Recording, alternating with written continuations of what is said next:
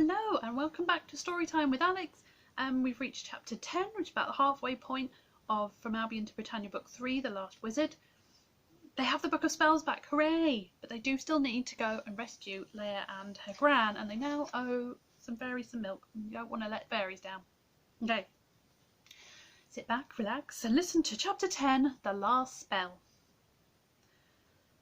When I woke up, I knew it was... Hold on. I'm going to have a sip of water.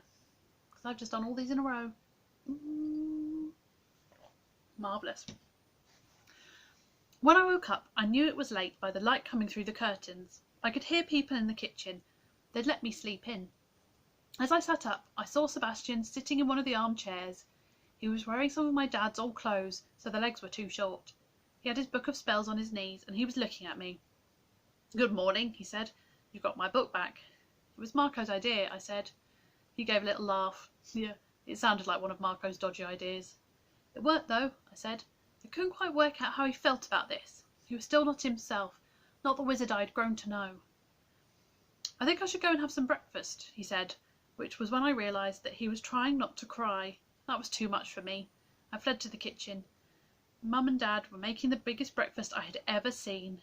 Eggs, bacon, mushrooms, sausages, baked bean, fried bread and slices of black pudding, and toast, and Ruth was watching them.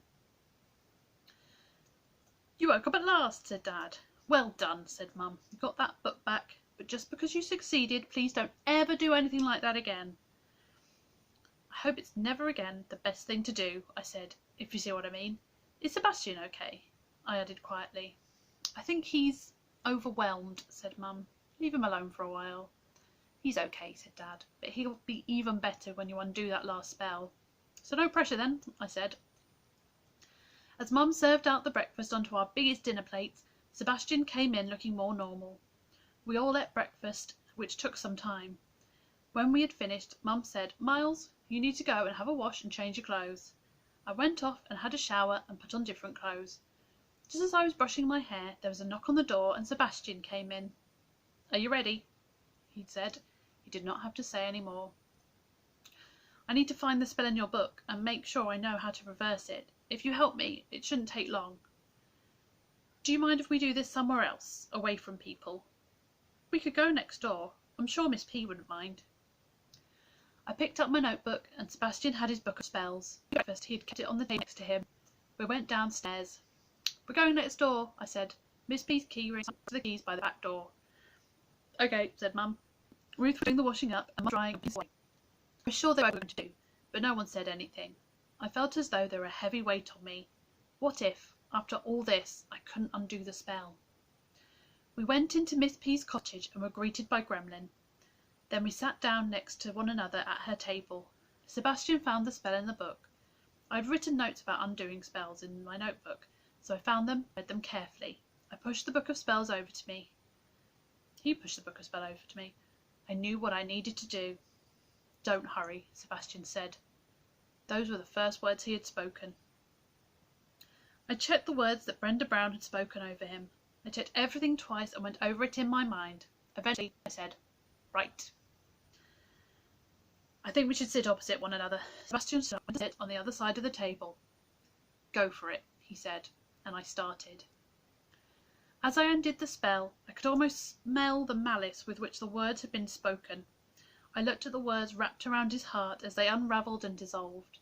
Eventually the last word was unspoken and disappeared. Sebastian suddenly stood up, knocking his chair over. He came around to my side of the table and dropped to his knees. I thought he was going to be sick. What would Miss P say?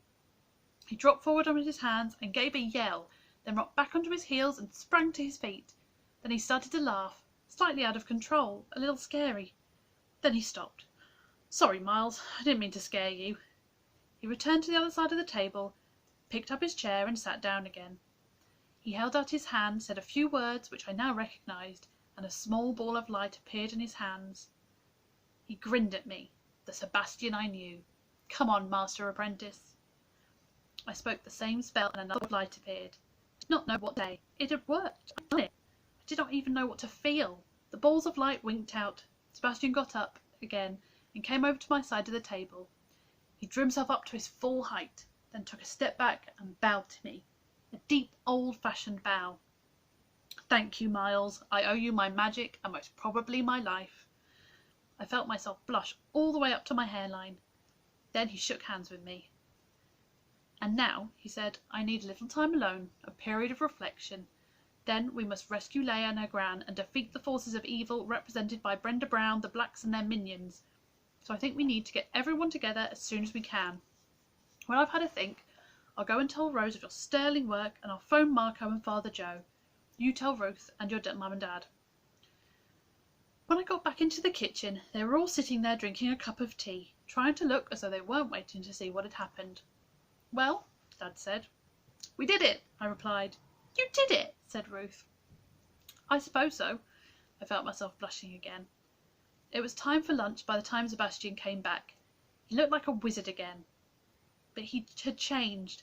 Mum came and hugged him. "We're so glad you're back to your old self," she said. Sebastian looked uncomfortable, but pleased. Ruth gave him a hug too. Dad grinned and patted him on the back. Then Sebastian shrugged, grinning ruefully at the same time. "It would not have happened without your son," he nodded to me. "I want to thank you for all looking after me and letting me take over Miles's room. If you don't mind, I would like to impose myself on you for a little longer, unlike my usual self. I feel the need for company. I'm sure I'll feel better in a day or two.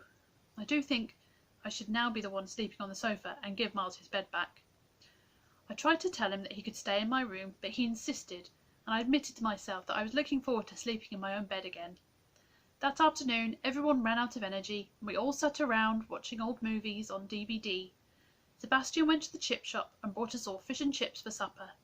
That night, when Leia texted her usual greeting, "Hi," we texted, "The wizard is back." Leia: "Fab!"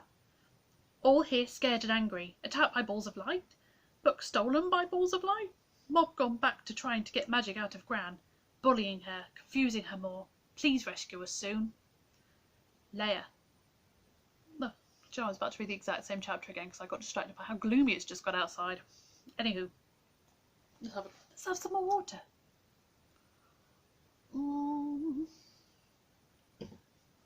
Okay.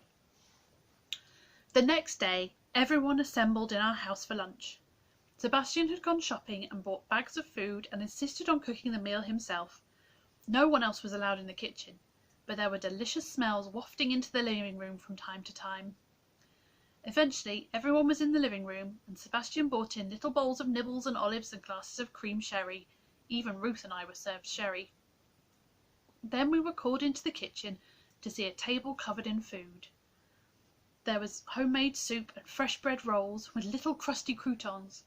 Then there were piles of fried chicken wings and vegetable pasties, bowls of different kinds of salad and baked potatoes. Then, for those of us with an empty corner, there were chocolate-covered profiteroles filled with cream. When everyone was finished, and Sebastian had made coffee for those who wanted it, he stood up. "I have a little speech. Don't worry, it's not very long, but it's very important to me. When Brenda Brown was attacking me with my own magic, she could not resist telling me what she'd done and how she'd done it. She's got a spy somewhere in the Triangle who told her I'd taken to coming here. Then she hired a private detective to follow Steve when he came to meet me at the pub, and then to follow me home. And I was so full of myself that I did not notice. I've had hundreds of years to become practice in being aware if I'm being followed, but I thought I was invincible, and I'm not. After Miles brought back my magic, I sat in Miss P's front room and had a long think. Then I went to see Rose and thought some more. I have been unforgivably arrogant and careless about so many things. When we finished with the Browns and the rest of them, I was arrogant enough to think I could just frighten them and they would go away. Then, when I got that letter that she wrote, I completely overestimated myself and fell right into the trap I knew was there in my search for British magic. But it took all of you, particularly Miles, who was about 340 years my junior, to rescue me and restore my magic. Then there was my old book of spells. I should have destroyed it after Ruth and Miles, got it back the first time. I should not have kept it in my kitchen, even if it was behind the wall, and I should have put a warding spell on my balcony. For these and my other sins that I cannot now remember, I beg forgiveness, from God and from you, the remission of my sins, and to not be such an arrogant fool in the future. There was a long silence. I don't think any of us knew what to say. Then Father Joe stood up. He was, after all, a priest. "Sebastian Jones, I absolve you of your sins in the name of the Father and the Son and the Holy Spirit, and pray for me, a sinner too." He blessed Sebastian. Sebastian bowed his head and sat down. Father Joe laughed. We all relaxed. "So," said Sebastian, "we need to rescue Leia and her gran. They no longer have any magic, and we have a wizard and his very capable apprentice." He nodded to me, and I blushed again. "And 2 witches." "And the fairies," Ruth added. "Yes, the fairies. There's a lot I don't understand about them, but they've been great allies already," Sebastian said. "The simplest way would be somehow to get the blacks, BB and the rest of them out of the house," said Joe, "then go in and get Leia and her gran out." It's going to be really, really difficult to winkle them all out now that they've lost the book. They'll keep a tight hold on Leia's gran because they think she has real magic. They're desperate to keep hold of real magic. They've had a taste of it and it's been taken away from them, Sebastian replied. "We might not be able to get them all out, but if we can get some of them out, it would be a lot easier for us," I said. "We have invisibility spells and sleep spells. Surely we can get Leia and her gran out." Marco suddenly started to chuckle. "I was just remembering the 2 of them flapping about with those balls of light. If they think it's the balls of light causing the trouble for them, perhaps they should make a second appearance, if the fairies will do it." "I like the idea that they don't know who took the book," said Sebastian slowly. "That they think it was stolen by balls of light. It is a disguise. They didn't know Miles was there, but they saw the lights. It would be good to continue to confuse them if we can. Ruth, can we go and talk to the fairies, or would you talk to them for us?" "We have there some milk," said Ruth. "I would love to take you to talk to them." "You must be careful that they don't see you," Dad said. "Perhaps it's time to change my appearance," said Sebastian. "I've not done that in a while. Ruth, do you think the fairies would go into the house?" "I've never seen any of them indoors," said Ruth. "Then that might be down to us, to Miles and me," said Sebastian thoughtfully. We went on talking until Ruth's phone beeped. It was a message from Leia. "Battery low. Urgent letter with fairies." "In that case," said Sebastian, "if you give me half an hour, perhaps some of us could go over and talk to the fairies." He fingered his beard thoughtfully.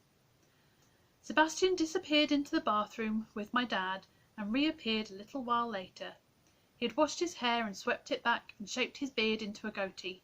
He was wearing Dad's 3-piece suit that he only wore for weddings, a white shirt and a red bow tie. I did not know that Dad owned a bow tie. The trousers had always been too long for Dad, but were about right on Sebastian. He did look very different. Ruth and Sebastian went off together and returned several hours later with another small, much folded piece of paper covered in tiny writing. On the way, Sebastian had bought another mobile phone for her with a charger and left it with the fairies to give her. Ruth had written down the number. When we were all assembled once more in the kitchen, Ruth read out Leia's letter. "Dear Ruth, so pleased your wizard is okay. Do you know which called Miss P, who lives where BB used to live, near you? BB told nasties about her, and now they're planning to kidnap her. They know where she lives, where you all live. Blacks and BB want to cause trouble for you all. Coming tonight. Please be careful." "That's terrible," said Mum. "That's what I thought when we first read it, Sebastian, but we were thinking about it all the way back on the tube, and it might be a great opportunity. If we're really careful. Their plan will get most of them out of the house, which is what we wanted, to make it easier for some of us to rescue Leia and Gran. We just have to have enough people here to deal with the nasties, as Leia calls them. We have 2 wizards and 2 witches, albeit that 2 of them are apprentices. We know they're coming, and Miss P is thankfully not here. The fairies are more than willing to help us, and we learned something wonderful. Come out into the garden. Follow Ruth."